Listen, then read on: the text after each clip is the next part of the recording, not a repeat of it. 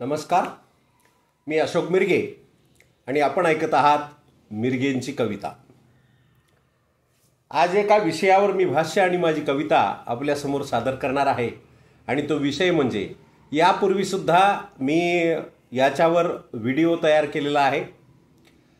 अजून एक माझ्या कवितेतून मी शासनाला विनंती करणार आहे की जे महाराज लोक, जे कीर्तनकार लोक आपल्या मनाप्रमाणे भाव ठरवून अव्वाच्या सव्वा कीर्तनाचे पैसे घेत आहेत, जनतेला लुबाडत आहेत, गोरगरिबांनी वर्गणी गोळा करून केलेला सप्ताह त्याच्यातला फार मोठा वाटा हे महाराज लोक घेऊन जात आहेत.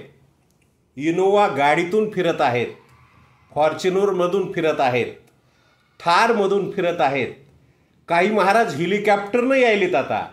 तर असे जे महाराज लोक आहेत, या महाराजाच्या इन्कम टॅक्सबद्दल काय तरतूद आहे अर्थसंकल्पात, किंवा त्यांना GST तरी लावला पाहिजे का लावू नये?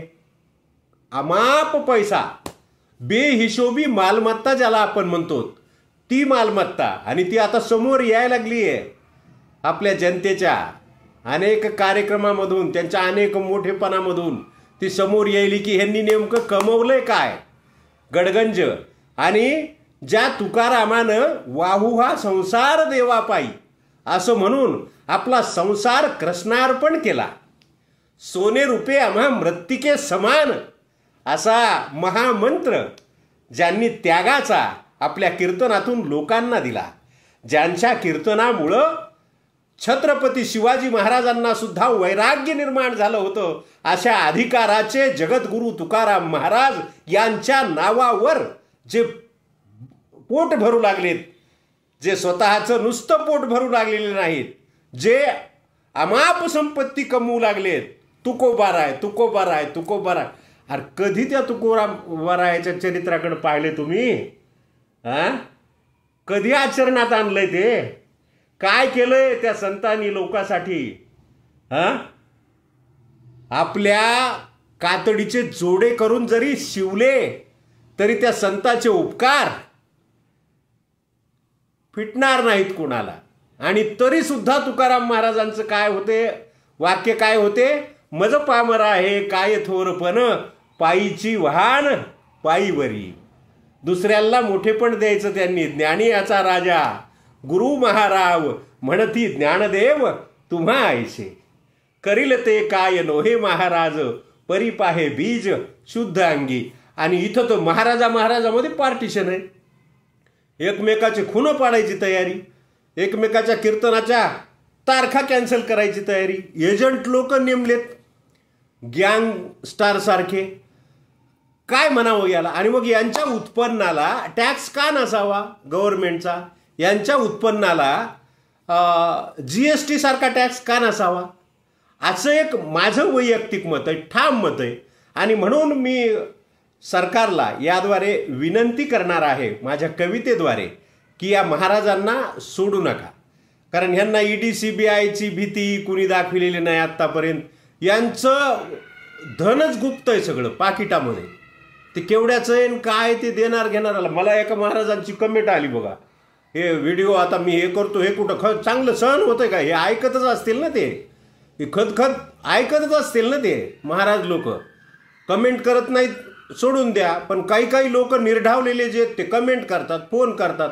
मला एक फोन आला महाराजाचा की देणार घेणार तयार आहे, तुमचं कशामुळं उगाच पित्त खवळायला म्हणले, तुम्ही कशामुळं येणार घ्यायला तू उगाच.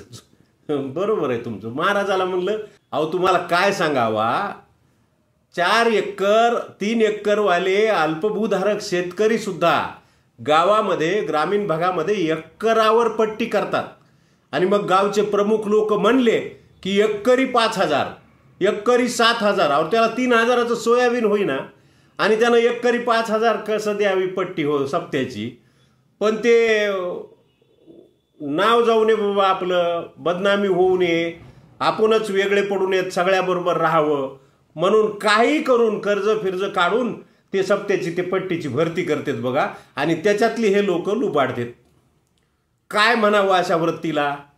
आणि नाव तर म्हणले तुकारामाचं, जगद्गुरू संत तुकाराम महाराज. अरे कधी बघितलं त्यांच्याकडे तुम्ही? हा, एवढं त्यांच्या नावानं नका ना तुम्ही त्यांना बदनाम करू, त्या संप्रदायाला नका बदनाम करू, त्यांच्या नावानं नका लुटू, लोकाला लुटू नका म्हणल्यावर तर भयानकच राग यायला, खूपच राग भयानक. आम्ही काय लुटायलोत का? लोक द्यायला लागलेत. अरे देणाऱ्याला पाहिजे थोडी, घेणाऱ्याला पाहिजे थोडी, आहे का नाही? दोघांनी विचार केला पाहिजे ना. आणि आव्वाच्या सव्वा तुम्ही कीर्तनात नकला करतात ना, चुको हे तुमच्या सुद्धा राशीला आहे. आपल्या कर्तव्याला कसूर करणाराचा शेवट वाईट असतो, हे मला म्हणायचंय. मग तो सरकारी नोकर असो, तो व्यापारी असो, तो कीर्तनकार असो, तो बिल्डर असो, कोणीही असो, तो जर आपल्या कर्तव्यामध्ये कसूर करीत असेल किंवा आपलं कर्तव्य इमाने इतबारे करत नसेल, आव्वाच्या सव्वा जनतेला लुटत असेल, तर त्याला शेवटी ज्या हातानं ते कर्म केलंय तो हात उचलत नाही. राम राम असा करावा लागतो. राम राम कधी आले तुम्ही, हे असं कशामुळे उचलत ना हात? आता चांगलं काम केलंच नाही ना ह्या हातानं, हातचे झाडे हातावर आहेत. त्याच्यामुळं तुम्ही जे करतात ना सगळं, तर ते देवाला मान्य नाही आणि ते संत तुकारामांना तर अजिबात मान्य नाही. याच्या विरोधात सगळं तुम्ही करायला लागलात. याच्यामुळं शासनानं एकतर काय करावं, यांच्या कमाईवर कर लावावा, नसता शासनानं कीर्तनाचे आता भाव ठरवून द्यावेत. ही वेळ आलेली आहे. प्रत्येक गाव भक्तिभावानं नामसप्ताह करतं. या नामसप्ताहामध्ये कीर्तनकाराचे भाव ठरवून शासनानं द्यावेत, की ह्या कीर्तनकाराला कीर्तनाच्या किमतीपोटी जाण्या येण्याचा खर्च आणि त्याचा चरितार्थ चालवण्यासाठी एवढी रक्कम अशी मिळून एकूण एवढी रक्कम त्याला देण्यात यावी, असा शासन आदेश. आता GR तर मिनिटाला निघालेत की हो. एखादं GR काढायला काय हरकत आहे? असं GR काढा, असा आदेश काढा. कीर्तनाचे एकतर भाव ठरवून द्या आणि आव्वाचे सव्वा जर ते घेत असतील तर त्याच्यावर टॅक्स लावा. दोन्हीपैकी काहीतरी करा. ही शासनाला माझी हात जोडून कळकळीची विनंती आहे. ऐकूया माझी कविता. जास्त भावाच्या कीर्तनावर GST लावा. त्याचं हेडिंग आहे, कवितेचं शीर्षक आहे, जास्त किमतीच्या कीर्तनावर GST लावा. पूर्वीचे कीर्तनकार निष्काम वृत्तीने कीर्तन सेवा करत होते. जे पैसे न घेता करतात त्याला सेवा म्हणतात. पैसे घेऊन केलेल्या कीर्तनाला सेवा म्हणत नाहीत. माझं अजूनही सगळ्या कीर्तनकारांना ठाम सांगणं आहे की जो कीर्तनकार कीर्तनाचे पैसे घेतो त्यानं कीर्तन सेवा हा शब्द वापरू नये. आजच्या पारमार्थिक मजुरीसाठी घेतलेला अभंग जगद्गुरू संत तुकाराम महाराज यांचा आहे असं म्हणा. सेवा नाही तुमची ती. तुम्ही त्या ठिकाणी ड्युटी पार पडायला पैसे घेऊन, ती एक प्रकारची मजुरी आहे, ती सेवा होऊ शकत नाही. आणि म्हणून पूर्वीचे कीर्तनकार निष्काम वृत्तीने कीर्तन सेवा करीत असत आणि मिळेल तेवढ्या भिक्षेमधून ते आपलं पोट भरीत असत. मी भिक्षा हा शब्द वापरलाय, त्याला बिदागी हा शब्द आहे जुन्या ह्याच्यामध्ये. जे नारदीय कीर्तन आहे, जे संत चरित्र लावतात, ते कीर्तनकार कीर्तनाच्या शेवटी आरती करतात आणि आरतीत जेवढी देणगी लोक टाकतील तेवढ्यावरच ते चरितार्थ चालवतात. अशी ही पद्धत पूर्वी होती. आणि ह्या वारकरी संप्रदायाच्या कीर्तनामध्ये नारळासोबत जे काही देतील, फुल नाही फुलाची पाकळी, पत्रम पुष्पम फुलम तोयम, जे देतील त्याच्यामध्ये त्यांनी पोट भरायचा असा रिवाज होता. परंतु आता तसं नाही. पूर्वीचे कीर्तनकार निष्काम वृत्तीने कीर्तन सेवा करीत असत. मिळेल तेवढ्या भिक्षेमधून ते आपलं पोट भरीत असत. बिना भांडवलाच्या या धंद्याकडे पुढे काही भामट्यांचे लक्ष गेले आणि ग्रामीण भागातील भाविक लोकांना त्यांनी या धंद्याचे भक्ष्य केले. तेजीत चालणारा हा धंदा बघून यात अनेक जण शिरू लागले. भांडवलच नाही त्याला, काही खरेदी करायचे का कुठून, फक्त तोंडाचं भांडवल. म्हणून बिना भांडवली धंदा म्हणलो मी. हा धंदाच आहे. हा बिना भांडवली च्या या धंद्याकडे पुढे काही भामट्यांचे लक्ष गेले. ग्रामीण भागातील भाविक लोकांना त्यांनी या धंद्याचे भक्ष्य केले. तेजीत चालणारा हा धंदा बघून यात अनेक जण शिरू लागले. ज्यांच्याजवळ काहीच नव्हतं ते इनोवा गाडीतून फिरू लागले. विशेष म्हणजे त्यांच्या उत्पन्नावर कोणताही शासकीय कर नाही. विशेष म्हणजे त्यांच्या उत्पन्नावर कोणताही शासकीय कर नाही. बघा तुम्ही, कंपनीत लोक पोरं आमचे एवढं काबाड कष्ट करायलेत त्यांना कर आहे. आम्ही पेन्शनर लोक आहेत, आम्हालाही कर आहे. आम्हाला इन्कम टॅक्स दरवर्षी त्या मर्यादेच्या पुढे गेली पेन्शन तर भरावंच लागतं. प्रत्येकाला कर आहे, व्यापाऱ्याला कर आहे. प्रत्येक ह्याला कशामुळे नाही?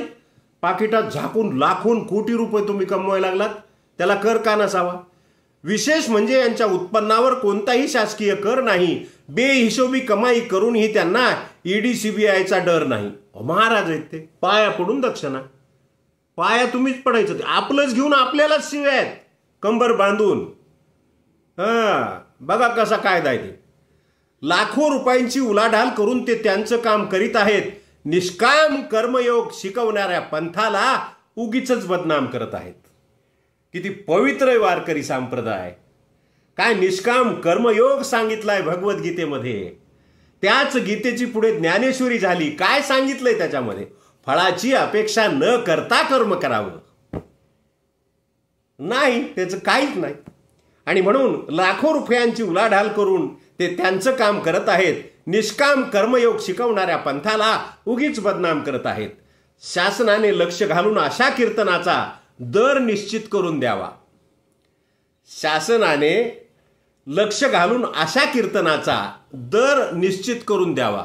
तुमच्या मनानं शासनानं साधे कीर्तन, वाद्या टाळकऱ्यासहित कीर्तन, मृदंगाचार्य सगळे लोक आणले तर त्याच्यासहित कीर्तन एवढा दर, नाचू नाचू केलेलं कीर्तन एवढा दर, विनोदाचं कीर्तन नुसत्या विनोदाचंच कीर्तन नकला एवढा दर, नुसत्या शिव्या आणि लोकांची टिंगल एवढा दर. असं करा ना, त्याच्यामध्ये थोडी वर्गवारी पाडा. आणि मग ज्याला जे परवडला, धंदाच म्हणल्यानंतर काय दिलं, ज्याला जे परवडेल ते महाराज ते घेऊन येतील. शासनाने लक्ष घालून अशा कीर्तनाचा दर निश्चित करून घ्यावा. कुणी ऐकत नसेल तर त्यांच्याकडून जीएसटी कर भरून घ्यावा. एवढंच आमचं म्हणणं आहे. काय याच्यामध्ये चुकीचं सांगा? हरकत नाही. शासनाला काय करता येतं शासनाला हे करायचं म्हणल्यानंतर, कारण सरकारला मायबाप सरकार म्हणतात. आणि म्हणून आमची ही लेकरांची कळकळीची विनंती आहे की मायबाप सरकारनं याच्याकडे लक्ष घालावं, ह्या धंद्याकडं. आणि हा फोफावलेला धंदा याच्यामध्ये कुठंतरी अंकुश बसावा, या वृत्तीनं आजचं हे कवितेचं पुष्प मी तुमच्या श्रोत्यांच्या जर्नी सादर केलेलं आहे. ज्याला आवडलं असेल त्यानं तशी कमेंट करा, लाईक करा, सबस्क्राईब करा. पुन्हा एखादा नवीन विषय घेऊन मी आपल्यासमोर येईल. तोपर्यंत सर्वांचे धन्यवाद.